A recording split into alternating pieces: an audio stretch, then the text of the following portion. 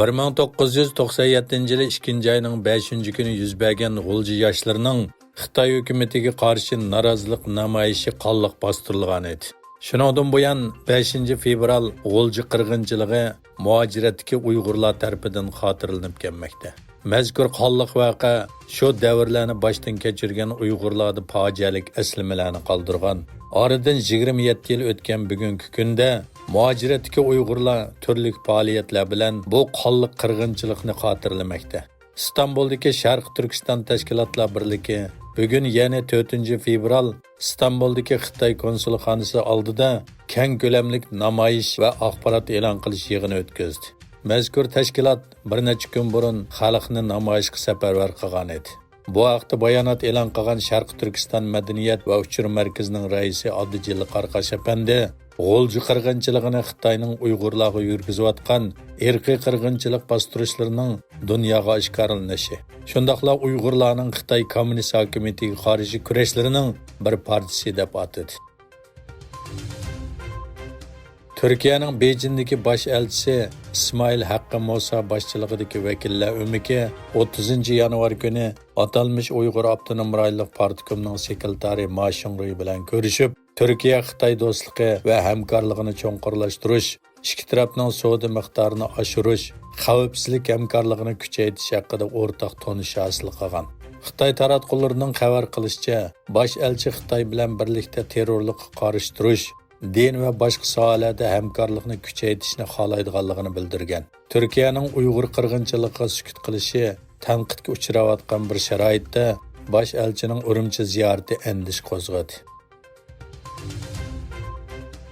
Xalqaro pul fondi tashkiloti ishlab chiqarish kuchining tuvallishi va nopusning qayrilishishi sababidan Xitoyning iqtisodiy ostilishi kelgusi bir necha yilda davomlashi mumkin deb ko'rsatdi.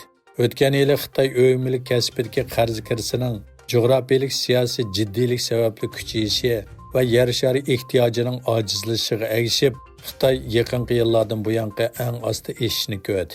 Xalqaro pul fondi tashkiloti 2 fevral e'lon qilgan dokladda ko'rsatilishicha, 2028 yilga borganda ish nisbatining texmi tuvallab 3,5% ga yetadiganligi mo'ljallanadi. İlgari bu yil 4,6%lik ish mo'ljallangan. Avstraliya hukumati bexatarlikni ko'zda tutib, Xitoydagi texnik shirkatlari ishlab chiqargan barliq kamera va ichki aloqa sistemlarini federatsiya parlament a'zolarining ishxonasidan chiqarib etishga boshlaganligini e'lon qildi. Avstraliya Moliya ministrligining amaldori bu haqda bayonot e'lon qilib, Xitoydagi texnik shirkatlari Dahua va Haikang Shiwi ishlab chiqargan bexatarlik kameralarining 65 ishxonaga o'rnatilganligini bayon qildi. O yana kameralarning Xitoy axborotlar bilan uchur o'rtoqlashganligi sababidan chiqarib etishga boshlaganligini, 45 ishxonadagi Xitoy bexatarlik kameralarining ishki aloqa sistemasi bilan birga elib etilganligini bayon qildi. Avstraliya ilgari Xitoyning Huawei va Zhongxin shirkatlarining 5G mahsulotlarini ishlatishni cheklagan. Hindiston soqchilari Xitoy jasus o'rnida ishlatgan deb qaragan bir kaptarni tutib 8 oydan keyin qo'yib bergan.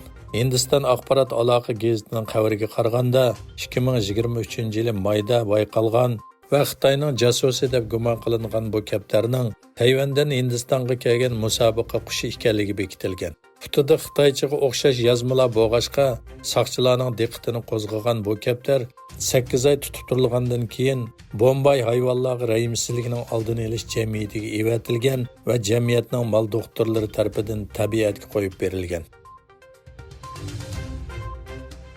İtaliyadagi dehqonlar Yevropa ittifoqining dehqonchilik siyosatiga davomli e'tiroz bildirish bilan bir vaqtda namoyishni poytaxt Rimga yetkazishga tayyorlik qilmoqda.